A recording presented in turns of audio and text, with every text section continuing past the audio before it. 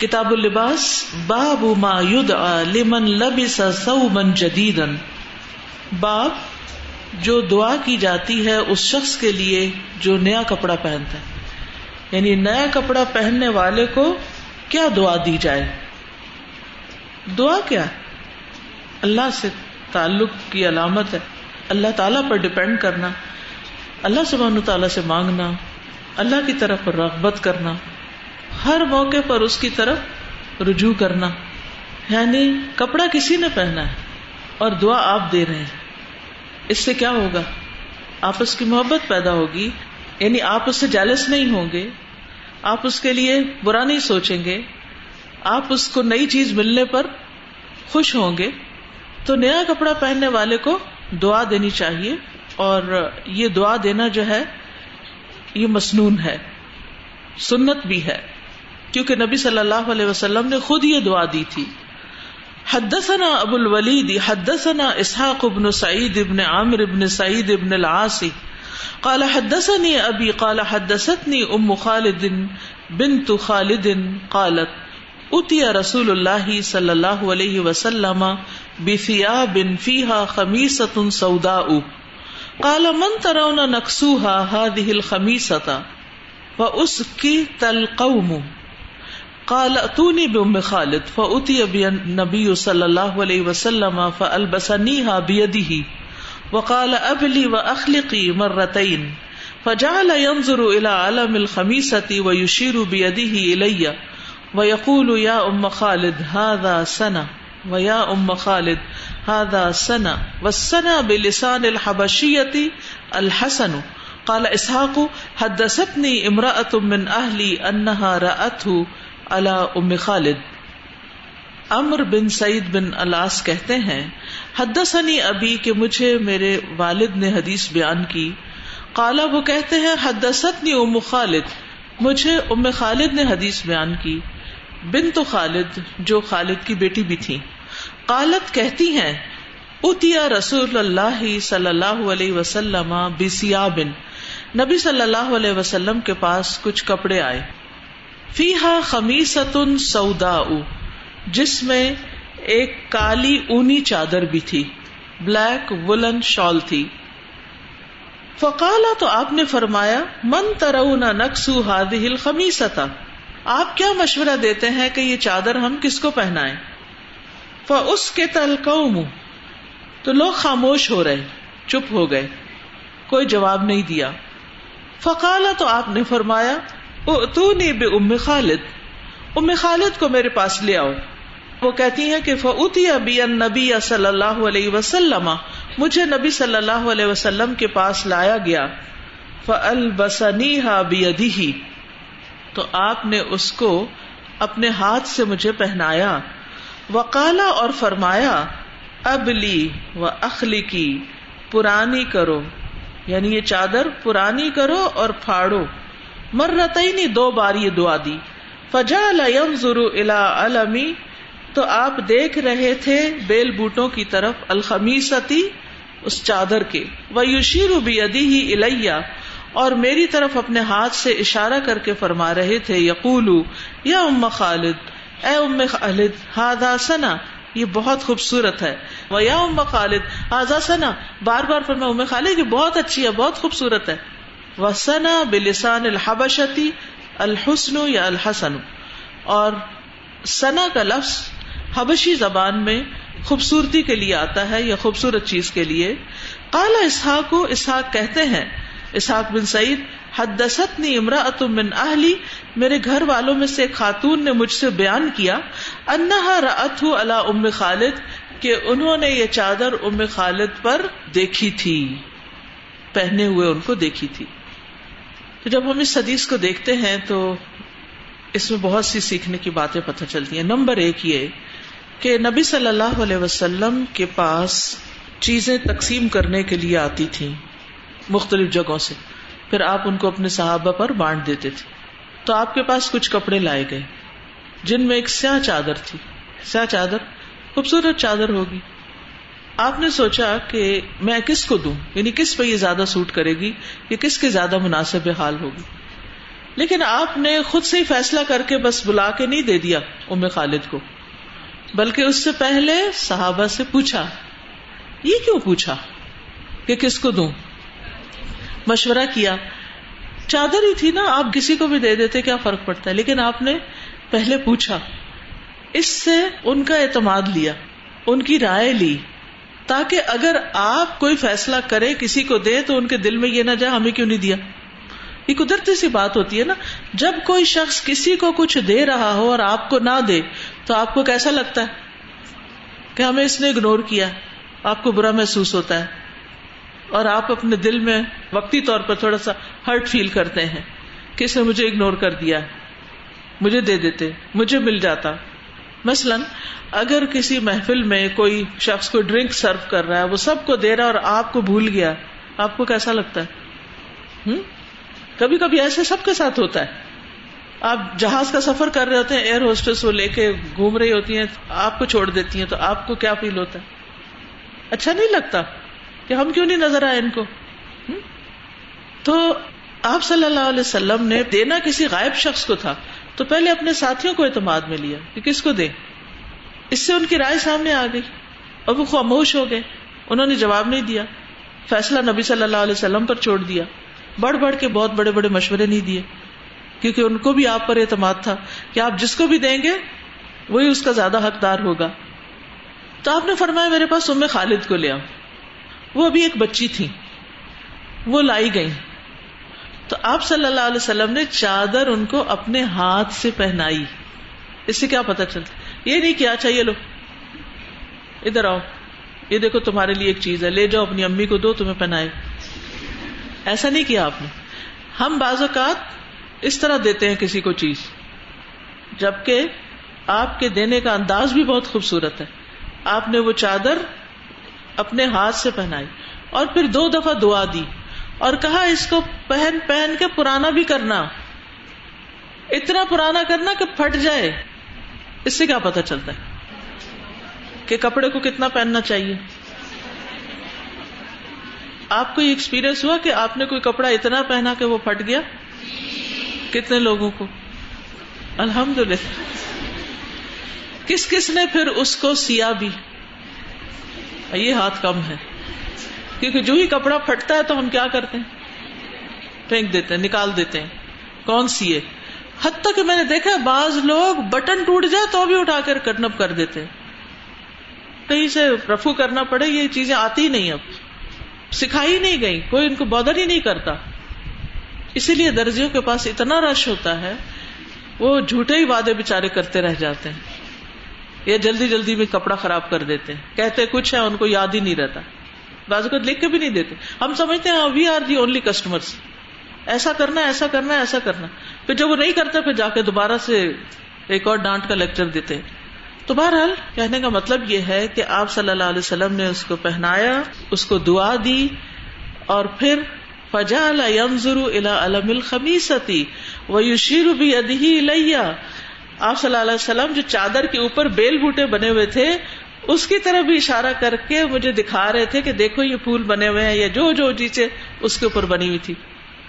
یعنی یہ بھی نہیں کیا کہ صرف پہنا کے دعا دے کے رخصت کر دیا، پہنایا، دعا دی اور تعریف کی، اور پھر اس دعا کے ذریعے نصیحت بھی کی، اور پھر اس کے بعد اس چادر کی خوبصورتی بھی بتائی، چادر کی بھی تعریف کی کہ پیاری ہے چادر، اور پھر ان سے اس زبان میں بات کی جس کو وہ سمجھتی تھی بچی، کیونکہ ام خالد جو تھی وہ حبشہ میں پیدا ہوئی تھی، وہاں کی زبان سمجھتی تھی. یہ نہیں کہ مدینہ والوں کو آپ نے حبشہ کی زبان میں خوبصورتی اس کی بیان کی. تو اس سے یہ بھی پتہ چلتا ہے کہ جو شخص جس زبان میں زیادہ کمفرٹیبل ہو، جیسے آج کل آپ کے بچے انگریزی بولنے میں زیادہ کمفرٹیبل ہیں. کچھ عرصہ پہلے تک بھی ہوتا تھا کہ میں جب بچوں سے بات کرتی تھی تو اردو میں کر لیتی تھی. اب جب بچوں سے اردو میں بات کرتے تو ایسے دیکھتے ہیں، جواب نہیں دیتے. پھر مجھے سمجھ آ جاتی ہے کہ ان کو اردو نہیں آتی، یا اردو میں کم سمجھتے، انگریزی میں زیادہ سمجھتے، پھر ان سے انگریزی میں بات کرنی پڑتی. لیکن ساری حدیث کا جو خلاصہ ہے وہ نبی صلی اللہ علیہ وسلم کا ایک بچی پر انتہا درجے کی توجہ، شفقت، محبت، کیئر اور اس کے جذبات اور احساسات کا خیال رکھنا. آپ صرف کسی کو کچھ دے کے اس کا دل نہیں جیت سکتے. لو انفقت ما فی الارض جمیعا ما الفت بین قلوبہم، اگر آپ زمین بھر کی دولت بھی ان پہ خرچ کر دیں آپ ان کے دلوں میں محبت نہیں ڈال سکتے. یہ آپ صلی اللہ علیہ وسلم کی توجہ تھی، یہ کیئر تھی، یہ محبت تھی اور امپورٹنس دینا تھا. وہ چھوٹی سی بچی ہے، اس کو اتنی زیادہ اہمیت دی. ہم سب استادوں کو سوچنا چاہیے کہ ہم اپنے شاگردوں کے ساتھ کیا کرتے ہیں. ان سے غلطی ہو جائے تو کیا کرتے ہیں. بعض استاد تو اپنے شاگردوں سے انسیکیور بھی ہو جاتے ہیں اور ان کو اگنور کرنا شروع کر دیتے ہیں، ان سے بات نہیں کرتے، ان کو کام نہیں دیتے. کس کا خسارہ ہے؟ آپ کا خسارہ ہے. اگر آپ کے شاگردوں میں سے کوئی ٹیلنٹڈ ہے، ذہین ہے، آگے بڑھنے والا، اس کو آگے بڑھائیں، اس کو اپریشیٹ کریں، اس کو انکریج کریں تاکہ وہ آپ کے لیے بہترین صدقہ جاریہ بنے. اگر وہ سیکھ گیا، اگر وہ کوئی کام کرے گا، مثلا بعضوں کا 2 اسٹوڈنٹ ہوتے ہیں، ایک بہت ذہین ہوتا ہے اور ایک ذرا ایوریج ہوتا ہے. ایوریج جو ہے وہ ذرا آپ کی تعریف اور خوشامد وغیرہ کرتا رہتا ہے، اور جو ذہین ہے بعض اوقات وہ ویسا ہی خوشامد نہیں کرتا. اب آپ جب کوئی کام دینے لگتے ہیں تو ایوریج کو اس لیے دیتے ہیں کیونکہ وہ آپ کی تعریف کرتا ہے، اور ذہین کو اس لیے اگنور کر دیتے ہیں کہ وہ آپ کے پیچھے اس طرح نہیں آتا. آپ نے اپنا بہت بڑا نقصان کیا، بہت بڑا نقصان کیا. کیونکہ کام یا ذمہ داری یا کوئی بھی چیز اس کو دینی چاہیے جو زیادہ اہل ہو، چاہے ہمارے نفس کے خلاف ہو، چاہے وہ ہماری رسپیکٹ نہ کرتا ہو، چاہے وہ ہمیں نہ پوچھتا ہو، چاہے وہ بعض اوقات ہمیں کوئی تکلیف اور دکھ بھی دیتا ہو. کوئی بات نہیں، اگر ہم اللہ کے لیے کر رہے ہیں تو ہم حقدار کو حق دیں گے. تو یہاں آپ صلی اللہ علیہ وسلم نے سامنے بیٹھے والوں کو کچھ نہیں دیا، ایک بچی کو بلا کر اس کو دیا. کیا وہ بچی اس بات کو بھولی؟ نہیں، وہ بڑے ہو کر آپ کی حدیث روایت کر رہی ہے، آپ کا علم ہم تک پہنچا رہی ہے. یہ آج کے بچے کل آپ کی باتیں، آپ کا دیا ہوا، آپ کا سکھایا ہوا علم کیا کریں گے؟ آگے لے کر جائیں گے. ان کو توجہ دیں، چھوٹے بچوں کو اگنور نہ کیا کریں، ان سے محبت سے پیش آئیں، چاہے وہ آپ کے رشتے دار ہوں یا نہ ہوں. وہ نہ سلام کریں، آپ خود سلام کیا کریں. ان کو کس کیا کریں، ان کو گفٹس دیا کریں، چاہے چھوٹی چھوٹی کوئی چیز ہی کیوں نہ ہو. اپنے خاندان کے بچوں کو، اپنے بچوں کو، اپنے بہن بھائیوں کے بچوں کو، اپنے بچوں کے بچوں کو ان سے محبت سے پیش آئیں. وہ آپ کے ویژن، آپ کے میسج کے کیریئر ہیں. اگر آج آپ ان کو اگنور کر دیں گے، کل وہ آپ کو کہاں یاد رکھیں گے. یہ نہیں کہ وہ ہمیں یاد رکھیں، ہم جس مقصد کے لیے جی رہے ہیں وہ اس مقصد کو یاد رکھیں. نبی صلی اللہ علیہ وسلم کا پیغام انہی صحابہ کے ذریعے آگے پھیلا تھا، اور ان کو آپ نے محبت دی تھی، اعتماد دیا تھا، کانفیڈنس دیا تھا. آج ماں کے پاس بھی وقت نہیں ہے کہ اپنے بچوں کے ساتھ یہ سلوک کریں. کس قدر افسوس کی بات ہے. ہم بازو کا تو نہیں کہتے اچھا لے لو، کارڈ دے دیتے ہیں بینک کا، ہم سمجھتے ہیں بچے خوش ہو جائیں گے، جاؤ جو لینا ہے لے لو، اور خود ہم اپنی دنیا میں مصروف رہتے ہیں. کچھ نہ کچھ وقت، تھوڑا سا وقت ان کے ساتھ ٹائم ضرور اسپینڈ کریں، ان کو امپورٹنس دیں. تو نیا کپڑا پہننے والے کو یہ دعا دینا مسنون ہے کہ اللہ تعالیٰ تمہارے لیے لباس بابرکت بنائے، تم یہ کپڑا پرانا کر کے اتارو. تم یعنی ایک اور دعا بھی اس میں چھپی ہوئی ہے کہ تمہاری عمر لمبی ہو، تمہاری عمر لمبی ہو. اتنا پہنو کہ کپڑا چل دے. اور اس حدیث سے بھی پتہ چلتا ہے کہ آپ صلی اللہ علیہ وسلم کی دعا کی وجہ سے ام خالد نے بہت لمبی عمر پائی تھی. نیا لباس پہننے والے کے لیے کچھ اور دعائیں بھی ہیں. ابن عمر سے روایت ہے کہ رسول اللہ صلی اللہ علیہ وسلم نے عمر رضی اللہ عنہ کو سفید قمیص پہنے دیکھا تو فرمایا تمہارا یہ لباس دھلا ہوا ہے یا نیا ہے؟ بالکل اچھا لگ رہا تھا. انہوں نے کہا نہیں، دھلا ہوا ہے. آپ نے فرمایا البس جدیدن و عش حمیدن و مت شہیدن، تم نیا لباس پہنو، یعنی تمہیں اگر نہیں نیا ملا تو نیا پہنو، قابل تعریف زندگی پاؤ اور شہادت کی موت نصیب ہو. کیا خوبصورت انداز ہے. اسی طرح ابن عمر بھی عمر میں چھوٹے تھے، چھوٹے صحابہ میں سے تھے، اور ان کی طرف بھی آپ کی کتنی توجہ ہے. اور آپ کو معلوم ہے کہ سب سے زیادہ سنت کا اتباع کرنے والے، آپ کے طریقوں کو فالو کرنے والے ابن عمر تھے. جو لوگ حدیث کورس کر رہے ہیں وہ اس بات کو اچھی طرح سمجھتے ہیں کہ میں کیا کہہ رہی ہوں. یہ اس توجہ کا نتیجہ ہے. آج میں ہر استاد، ہر گروپ انچارج سے یہ کہوں گی کہ وہ اپنے شاگردوں کو امپورٹنس دیں، اور ان کی ذہانت اور ان کے کام اور ان کی جو ضرورت ہے اس کے مطابق ان کو رہنمائی بھی دیں کہ وہ کیا کریں. یہ اسلام کے پودے ہیں. ان کے ذریعے اسلام پھیلنا ہے، ان پودوں کی حفاظت کریں. اسی طرح ایک اور حدیث ہے، ابو نضرہ کہتے ہیں کہ نبی صلی اللہ علیہ وسلم کے صحابہ میں سے جب کوئی نیا کپڑا پہنتا تو اسے یوں دعا دی جاتی، تبلی ویخلف اللہ تعالی، اللہ کرے تم اسے خوب استعمال کر کے پرانا کرو اور اللہ تعالیٰ اس کے بعد اور بھی عنایت فرمائے. تو بہرحال اس حدیث سے جو بنیادی بات پتہ چلتی ہے وہ یہ کہ نبی صلی اللہ علیہ وسلم بچوں کے جذبات کا خیال رکھتے تھے. مثلا آپ اگر بچے کے گلے میں کوئی لاکٹ دیکھیں، کوئی انگوٹھی پہنی ہوئی ہے، کوئی مہندی لگائی ہوئی ہے، بعض اوقات بچے کو آرٹ ورک کر کے لا کے دکھاتے ہیں، بالکل بیکار قسم کا ہوتا ہے، لیکن یہ ہے کہ آپ سمجھتے ہیں میرا وقت ضائع ہو رہا ہے کہ کیا مجھے ڈسٹرب کر رہا ہے، لیکن اس کو بھی اپریشیٹ کریں کہ اس کی ایج کے اعتبار سے وہ بہت بڑا کارنامہ ہے. اپنے حساب سے نہ دیکھیں اس کو کہ آپ اس سے بہتر بنا سکتی ہیں، اپنی اور اس کی عمر کا بھی فرق دیکھیں. تو اس سے جو اس کو خوشی حاصل ہوگی، جو اس کو کانفیڈینس ملے گا، جو اس کا خون بڑھے گا، وہ ناقابل بیان ہے. لیکن اس کے برعکس کمپیریزن نہ کریں. تو تمہارے بھائی تو ایسے کرتے، تم کیوں نہیں ایسے کرتے؟ تمہارا بھائی تو اتنا فرما بردار ہے اور تم فرما بردار نہیں. نہیں، کمپیریزن نہیں کریں بچوں کے بیچ میں. ایک بچہ آپ کی ابھی خدمت کر رہا ہے اور ایک بچہ ہو سکتا ہے پڑھ کے آپ کے مرنے کے بعد آپ کے لیے صدقہ جاریہ بنے. ضروری نہیں ہوتا کہ ہمیں ہر بچے سے اسی وقت فائدہ پہنچ جائے. کسی سے فوراً فائدہ پہنچتا ہے، کسی سے بعد میں، اور کسی سے فوراً بھی اور بعد میں بھی، دونوں طرح فائدہ پہنچتا ہے. پھر اسی طرح یہ ہے کہ بچوں کو خود آگے بڑھ کر سلام کیا کریں. نبی صلی اللہ علیہ وسلم حضرت زینب بنت ام سلمہ کے ساتھ کھیلا کرتے تھے. وہ آپ کی ربیبہ تھیں، وہ ابو سلمہ کی بیٹی تھی. ام سلمہ کی شادی کے بعد وہ آپ کے گھر آ گئی تھی، تو گھر میں وہ ایک چھوٹا بچہ تھا. آپ اس کے ساتھ کھیلتے تھے اور انہیں بار بار پکارتے تھے، زوینب زوینب. اس کا نام زینب تھا، آپ اس کو تصغیر کے ساتھ تھوڑا سا نام آگے پیچھے کر کے پیار سے بلاتے تھے. اسی طرح بچوں کے ساتھ دل لگی کیا کرتے تھے. حضرت انس کہتے ہیں کہ میرے چھوٹے بھائی عمیر سے فرماتے، عمیر تمہارے نغیر کا کیا بنا؟ ان کا پرندہ مر گیا تھا. آپ ان کے ساتھ کھیلتے، ان کو چومتے. یعلا بن مرہ کہتے ہیں کہ لوگ نبی صلی اللہ علیہ وسلم کے ساتھ کھانے کی ایک دعوت کے لیے نکلے. بہت سے لوگ اکٹھے جا رہے تھے، تو حسین رضی اللہ عنہ گلی میں کھیل رہے تھے.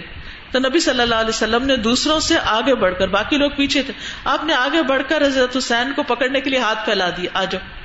تو وہ ادھر ادھر بھاگنے لگے. عام طور بچے ہی کرتے نا، جب آپ کہتے آ جاؤ آ جاؤ آ جاؤ، تو وہ کبھی ادھر کبھی، کیونکہ وہ اپنی امپورٹنس چاہتے ہیں کہ اور ہم ان کو زیادہ پکاریں. تو نبی صلی اللہ علیہ وسلم انہیں ہنساتے رہے، پھر انہیں پکڑ لیا اور آپ نے اپنا ایک ہاتھ ان کی ٹھوڑی کے نیچے رکھا، دوسرا ان کے سر کے پچھلے حصے پر رکھا اور ان کو چوم لیا اور پھر چھوڑ دیا اور آگے چلے گئے. کتنے سارے لوگ بازو کا تھے، جلدی ہے جلدی، چھوٹے چھوٹے بچے کو پکڑو، ادھر کرو، اس کو ہٹاؤ یہاں سے. نہیں، کیا اس وقت سب کو کھڑا کر کے ایک بچے کو اہمیت دینا ایک سبق سکھانا نہیں تھا کہ بچے کتنے امپورٹنٹ ہوتے ہیں، کتنی توجہ ان کو دینی چاہیے؟ بچوں کو آپ اپنے سے قریب ہونے کا موقع دیتے تھے. حضرت حسن اور حسین دونوں کھیلتے اور آپ کی پیٹھ پہ آ کے بیٹھ جاتے تھے، تو لوگ ان کو پکڑ کر دور لے جاتے. تو نبی صلی اللہ علیہ وسلم نے ایک مرتبہ سلام پھیرا اور کہا، ان کو چھوڑ دو، میرے ماں باپ قربان جائیں، جو مجھ سے محبت کرے اسے چاہیے کہ وہ ان دونوں سے محبت کرے، ان کو مت پکڑو. کئی دفعہ ایسے ہوتا ہے، ماں نماز پڑھی تو بچہ آگے پیچھے ہوتا ہے، کچھ لوگ بہت ہوشیار بنتے ہیں، بچے کو اٹھا کے پرے کر دیتے. نہیں ماما نماز پڑھی چھوڑو ماما کو نماز پڑھنے. وہ بچہ گھبرا جاتا ہے، پتہ نہیں کیا کام ہو رہا ہے ایسا جس میں میرے اور ماں کے بیچ میں دیوار حائل ہو گئی ہے. تو خاص طور پر نماز پڑھتے ہوئے اگر وہ ماں کو تنگ بھی کر رہا ہے نا، اللہ یہ کہ بہت حد سے بڑی ہوئی کوئی چیز ہو، اگر وہ وہاں آگے جا کے سجدہ کر رہا ہے یا ماں کو کھینچ رہا ہے یا کچھ، چھوڑ دے، ماں خود ہی سیٹل کر لے گی. اور کچھ دنوں میں بچوں کو پتا چل جاتا ہے ان کی لمٹس کیا ہے. کچھ دن وہ آگے پیچھے ہوتے ہیں، پھر وہ ساتھ اپنی کوئی کپڑا بچھا کے وہ بھی کھڑے ہو جاتے ہیں اور بچپن سے ہی نماز پڑھنی سیکھ لیتے ہیں. تو نبی صلی اللہ علیہ وسلم نے ان لوگوں کو منع کیا کہ ان کو میرے سے دور نہ لے جاؤ، بلکہ ان سے محبت کرو. پھر آپ بچوں کا دل بھی بہلاتے تھے. حضرت اسامہ کو چوٹ لگ گئی تو آپ نے حضرت عائشہ سے کہا کہ اس کا منہ دھو دو. تو انہوں نے کہا میرے تو بچے نہیں، مجھے تو منہ دھونا نہیں آتا. کہتے ہیں کہ میں نے پھر بھی ان کو پکڑا اور دھویا، لیکن صحیح نہ دھلا، کیونکہ جیسے ینگ لڑکیاں ہوتی ہیں نا تو ان کو بچوں کو ہینڈل کرنا نہیں آتا جس طرح ماں کو آتا ہے. جیسے بڑی بہنیں ہوتی ہیں، تو نبی صلی اللہ علیہ وسلم نے خود ان کو لیا اور ان کا چہرہ اچھی طرح دھویا اور کہا کہ ہمارے ساتھ اچھا ہوا کہ تم لڑکی نہیں، اگر لڑکی ہوتے تو تمہیں زیور پہناتے، تمہیں تحفے دیتے. تو اس سے یہ بھی پتہ چلتا ہے کہ نبی صلی اللہ علیہ وسلم لڑکوں کے مقابلے میں بھی لڑکیوں کو زیادہ امپورٹنس دیتے تھے. اسی طرح بچوں کو غم سے نکالنا، کہ اگر وہ دکھی ہیں، رو رہے ہیں، پریشان ہے کسی بات پر، اپسٹ ہیں، تو ان کا حال پوچھنا چاہیے کہ کیا ہوا. بشر بن اقربہ کہتے ہیں میرے والد نبی صلی اللہ علیہ وسلم کے ساتھ ایک غزوہ میں شریک ہوئے اور وہاں وہ شہید ہو گئے. نبی صلی اللہ علیہ وسلم میرے پاس سے گزرے، میں رو رہا تھا. آپ نے مجھ سے فرمایا چپ ہو جاؤ، کیا تم اس بات پہ راضی نہیں کہ میں تمہارا والد ہوں اور عائشہ تمہاری امی ہوں؟ تو جو اتنا کانفیڈینس دے تو اس کا غم کیوں نہیں دور ہوگا. ٹھیک ہے امی چلی گئی، میں تمہاری امی ہوں، لیکن ہم کسی کو یہ اعتماد نہیں دے سکتے. رسول اللہ صلی اللہ علیہ وسلم مختلف انداز جیسچر سے بھی بچوں کو خوش کرتے تھے. حضرت حسن بن علی کے لیے اپنی زبان باہر نکالتے تھے. جب بچہ آپ کی زبان کی سرخی دیکھتا تو وہ خوش ہو جاتا.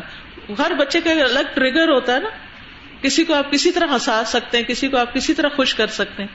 تو وہ آپ کی زبان دیکھ کر خوش ہوتے تھے، تو آپ ان کے لیے زبان نکالتے. اب یہ کسی وقار کے خلاف نہیں. ہاں یہ الگ بات ہے کہ آپ خواہ مخواہ زبان نکال کے دوسروں کو دکھائیں بے وجہ، یہ کوئی اچھی بات نہیں ہے. لیکن ہاں اب اگر آپ کسی بچے کے ساتھ کچھ کر رہے ہیں، یہ کوئی وجہ ہے، ہر چیز کی نا وجہ معلوم ہے کہ کیوں کر رہے ہیں. صرف اپنی فرسٹریشن. اور بعض لوگ تو اپنی تصویریں اسنیپ چیٹ پہ اور ادھر ادھر ڈال دیتے ہیں زبان نکال کے. اس کی بھی مجھے وجہ نہیں سمجھ آتی کہ اس کی کیا وجہ ہے، اس سے کیا حاصل ہوتا ہے. تو قرآن پڑھنے والوں کو یا مسلمان بچوں کو ایسا نہیں کرنا چاہیے.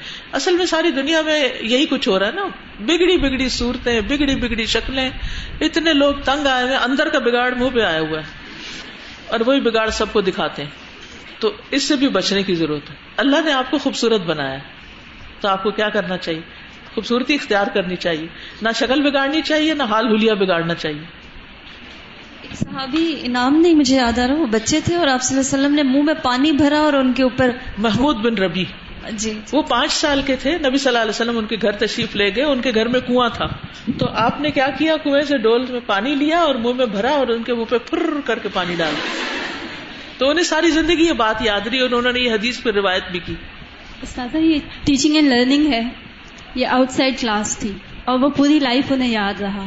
تو بچے ہم سے صرف کلاس روم میں نہیں سیکھ رہے ہوتے نا، اور ہمارے ارد گرد بچے ہیں اور ان کی آبزرویشن بہت زیادہ شارپ ہے اینڈ دے آر لرننگ. مجھے جب ان کے فیڈ بیکس پتہ چلے تو میں بہت زیادہ محتاط ہو گئی، because they are observing everywhere. اور وہ جو کوٹیشن کہی جاتی ہے نا کہ teaching is to touch lives for ever, تو یہ وہی اس حدیث میں مجھے پتہ چلا. اور بچے جو ہیں دے آر آور فیوچر نا، تو ہمیں ان کے لیے پلان کرنا چاہیے.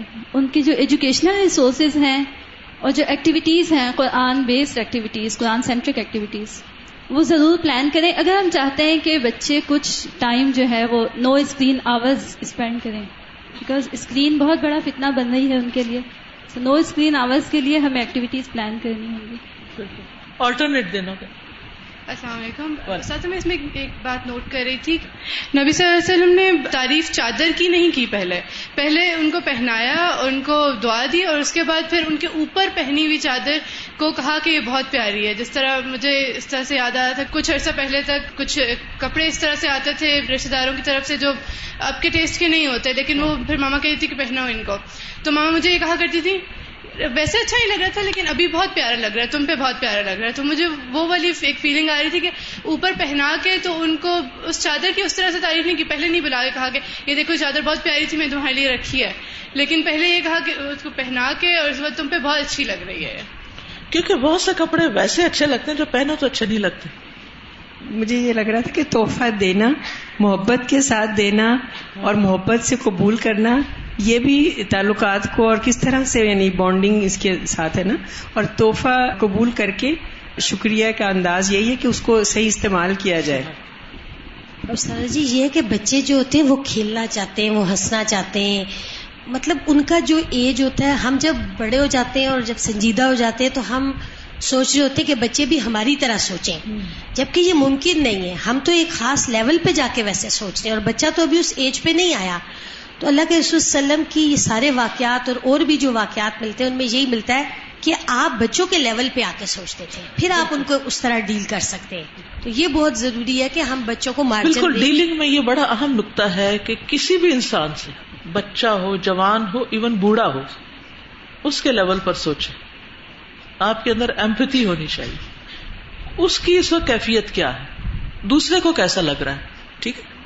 استاذہ میں نے ایک جگہ پڑھا تھا کہ ایک شخص کے بارے میں وہ بتا رہے تھے کہ میں ایک جگہ پر اپنے آبائی گاؤں میں وہاں سے ایک گلی سے گزرتا تھا ڈیلی, اور کچھ بچے کھیل رہے ہوتے تھے, تو میں ان کو سلام کیا میں نے فرسٹ ٹائم جب, تو بچے حیران ہو کے مجھے دیکھنا شروع ہو گئے کہ یہ ہمیں جانتے ہیں یا کیوں سلام کر رہے ہیں.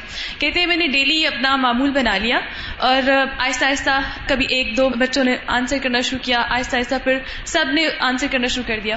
ایک ٹائم آیا کہ میں گزرتا تھا تو وہ سب خود ہی سلام کرتے تھے, اور کچھ ٹائم بعد کوئی نیا بچہ وہاں پہ آتا تھا تو اسے بتاتے تھے یہ انکل سلام کرتے, دیکھنا یہ سلام کریں گے. اور کہتے ہیں کہ جب کافی عرصہ گزر گیا, میں وہاں سے موو ہو گیا, کافی ٹائم بعد میں کافی ایجڈ ہو گیا, وہاں گیا واپس, تو ایک شخص آیا, ایک جوان لڑکا تھا, اس نے پہلے مجھے سلام کیا, میرے پاس بیٹھا, تو پھر اس نے مجھے بتایا کہ میں ان بچوں میں سے ہوں جنہیں آپ سلام کرتے تھے, اور ہم سب کو سلام کی اس طرح اچھی عادت پڑ گئی ہے. تو میں وہ سوچتی ہوں کہ افشو السلام بینکم, کہ سلام کو پھیلانا کتنا اچھا ہے, کہ ماشاءاللہ ہم ایک اچھی سنت پھیلا رہے ہوتے ہیں. جی, یہ آپ کی پہچان بھی ہے نا, جی, اور اہل جنت کی پہچان بھی ہے. یعنی آپ اپنے بارے میں سوچیں کہ کیا آپ کو آپ کے سلام کی وجہ سے پہچانا جاتا ہے یا سلام نہ کرنے کی وجہ سے پہچانا جاتا ہے. کیونکہ کچھ لوگوں کی پہچان کیا ہو جاتی ہے کہ یہ سلام نہیں کرتے یا سلام کا جواب نہیں دیتے. اور میں جب الہدا سے گئی تھی تو جب نئی گئی نا تو سب کو سلام کرتی تھی, تو مجھے روک روک کے لوگ پوچھتے تھے کہ آپ مجھے جانتی ہیں, مجھے کیوں سلام کہہ رہی ہیں, کیونکہ انہیں یہ حدیث نہیں معلوم نا کہ سلام اس کو بھی کرو جس کو تم جانتے ہو اور اس کو بھی کرو جس کو نہیں جانتے. یہاں پہ ہم دیکھتے ہیں کہ آپ صلی اللہ علیہ وسلم کی شخصیت بہت مصروف ترین تھی, لیکن اس کے باوجود آپ صلی اللہ علیہ وسلم جو چیزیں فطرت میں ہوتی ہیں ان کو نہیں دبایا. تو ہم ایسا کرتے ہیں کہ یا بڑے ہو جاتے ہیں یا پھر کسی اور لیول پر آ جاتے ہیں تو فطرت کو دبا دیتے ہیں, آرٹیفیشل ہو جاتے ہیں. جی, مجھے یاد آ رہا تھا کہ اساتذہ محترمہ کمیونٹی سینٹر میں قرآن کی جب کلاس لے رہی تھی, اور ہشام جو اساتذہ کے سب سے چھوٹے بیٹے ہیں وہ بہت چھوٹے سے تھے, اور وہ سارا وقت آ کے نا کبھی اساتذہ کا منہ اپنی طرف کرتے تھے اس کے دوران میں درس کے, اور کبھی کچھ کہہ رہے ہوتے تھے اور اساتذہ کبھی پرس میں سے نکال کے انہیں کچھ اور دے رہی ہوتی ہیں, تو پھر ایک بچی اٹھ کے آئی, اس نے کہا کہ پیچھے, تو اساتذہ نے کہا نہیں اس کو نہیں ہٹاؤ, ورنہ یہ سمجھنے لگا جو ابھی آپ نے بات فرمائی کہ یہ کتاب جو ہے مجھے میری ماں سے دور کرتی ہے, تو یہ میں نہیں چاہتی. اور ابھی آسماں ہمیں وہ پڑھا رہی ہیں سورہ بقرہ, تو میں دیکھتی ہوں کہ جب وہ بیٹھتی ہیں آ کے تو ان کے دونوں بچے ایک کرسی کے ادھر اور ایک ان کے کندھے پہ, لیکن وہ شی نیور ڈیویٹس, وہ اپنا سبق پڑھتی رہتی ہیں اور بچے بھی پھر ان کے ساتھ اس کو پڑھتے رہتے ہیں. تو یہ کہ بچوں کو واقعی اگر ہم اپنے پاس لگا کے رکھیں وہ اچھی باتیں ہی سیکھیں گے ہم سے زیادہ, کیونکہ ماں کی گود سب سے پہلا مدرسہ ہوتی ہے. استاذہ نبی پاک صلی اللہ علیہ وسلم نے اتنا اچھا ہمیں گائیڈ کیا اس حدیث میں کہ بچوں کو ٹریٹ کرنے کے حوالے سے.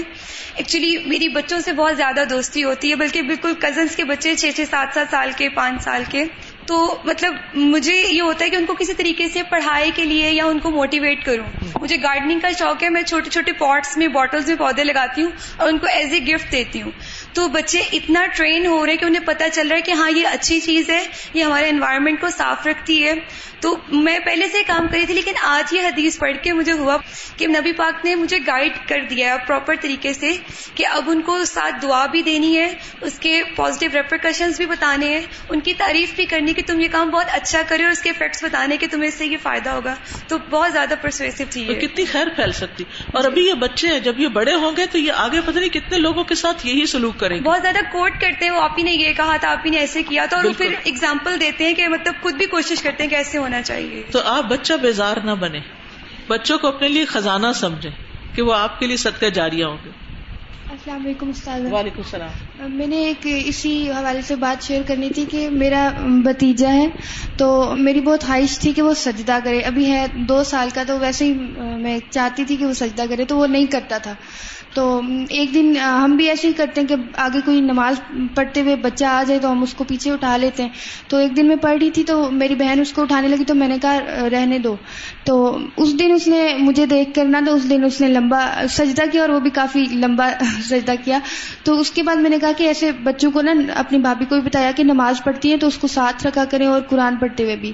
اور ایک یہ چیز ہمیں اپنے بچوں میں ڈالنی چاہیے کہ جب رات کو سوتے ہیں تو ہم ان کو یا تو سٹوریز سنا دیتے ہیں ایسی بے مقصد تھی, تو اس سے اچھا ہوتا ہے کہ ان کو ہم صحابہ کی اور نبی پاک کی نا کوئی مورل سٹوری سنائیں تاکہ شروع سے ان کی گرومنگ ہو جائے. بالکل. تو آپ کریں گے کیا؟ اس حدیث پر کیا عمل کریں گے آج گھر جا کے؟ کس کس کے گھر میں یا آس پاس بچے ہیں؟ ماشاء اللہ، سب کے پاس نیکی کرنے کا بہت بڑا موقع ہے. ٹھیک ہے، چاہے کوئی چھوٹی سی چیز ہی بچے کو دیں. ٹھیک ہے، چاہے آپ کھانا ہی کھا رہے تو اس کھانے کے دوران اپنی پلیٹ میں سے کچھ دیں یا کچھ بھی کریں، لیکن سب نے کچھ نہ کچھ کرنا ہے. پڑھا اور ساتھ ہی عمل کر لیا تو اس سے اچھی اور کیا بات ہو سکتی ہے. ٹھیک ہے، میں اپنے پوتے کی بات بتانا چاہوں گی. اس کا نام عیسیٰ ہے. تو جب میں اس کو سٹوری سناتی تھی عیسیٰ علیہ السلام تو بڑے شوق سے سنتا. پھر جب میں قرآن پڑھتی تھی نا تو وہ بند کر دیتا تھا یا شرارت کرتا تھا. اب وہ یہ کرتا ہے، مجھے کہتا ہے عیسیٰ کہاں لکھا ہے مجھے دکھائیں. پھر میں فرعون کی سٹوری، وہ موسیٰ علیہ السلام کی، تو وہ مجھے کہتا ہے فرعون کہاں لکھا ہے، ضرور پوچھتا ہے کہاں لکھا. پھر میں اس کو بتاتی ہوں کہ یہ لکھا ہے تو پھر خوش ہوتا ہے. یعنی بچے جو ہیں وہ بہت یاد بھی رکھتے ہیں اور چیزوں کو بہت سیریسلی لیتے ہیں. آپ کی ہر بات کو بہت یعنی سچا سمجھتے ہیں. سچا سمجھتے جی، تو ان کو ساتھ ضرور شیئر کرنی چاہیے. پھر جنت کی بات، دوزخ کی بات ہوتی ہے کبھی تو بہت شوق سے سنتا ہے، اچھا جنت میں سب کچھ ملے گا اور یہ ہوگا. یعنی جب میرے پاس آتے ہیں تو ضرور کوئی نہ کوئی ایسی بات وہ ضرور پھر بچے کہتے ہیں جنت کب چلیں گے. جی، پھر وہ کہتا ہے کہ اچھا اسے مرنا پڑے گا، مر کے جاتے ہیں، ہم کب مریں گے. یہ آیا تھا نا کہ پروفیٹ صلی اللہ علیہ وسلم بچوں کو تسلی دیا کرتے تھے. اکثر ہوتا ہے کہ بچے نا اوور اسمال تھنگز وہ بہت اداس ہو جاتے ہیں نا. ان کے جیسے کھلونے ہوتے ہیں، بچے بہت اٹیچ ہوتے ہیں. کوئی ایک پرٹیکولر ٹوائے ہوتا ہے they are so attached to, وہ اگر ٹوٹ جائے یا خراب ہو جائے ان کی جان نکل جاتی ہے. اس وقت ہم کہتے ہیں ابھی بچے نا یہ بہت سیلی چیز ہے. ہماری نظر میں it's not something so important, لیکن ان کی نظروں میں it cost them the world. تو ہم اس وقت ان کے لیول پہ جا کے ہم ان کو یہ بھی تسلی دے سکتے ہیں کہ نہ دیکھو اب یہ دنیا ہے، دنیا میں ایسے ہوتا ہے. ان جنت آپ کو یہ ٹوائے ملے گا، اس سے زیادہ اچھے ٹوائز ملیں گے. یعنی تسلی دینی چاہیے. یہ بہت کام کی بات ہے کہ بعض اوقات ہمارے نزدیک وہ چیز کچھ بھی نہیں. جیسے نغیر پرندہ تھا تو اٹ واز پرندہ مر گیا، کتنے پرندے مر جاتے ہیں روز. تو لیکن نبی صلی اللہ علیہ وسلم جب اس سے ملتے تو وہ پرندے سے اٹیچ تھا تو اس کی پیاری چیز کے بارے میں پوچھتے. تو وہ پرندہ ہو سکتا ہے، وہ ٹوائے ہو سکتا ہے، وہ کوئی چیز ہو سکتی ہے کہ جس کا غم بچے کے دل میں ہو تو اس کا کتھارسس کرنا چاہیے. آج میں آپ سب سے ریکویسٹ کروں گی اور دعا کروں گی. ہماری ایک بہت ہی عزیز بہن کا آج انتقال ہو گیا ہے.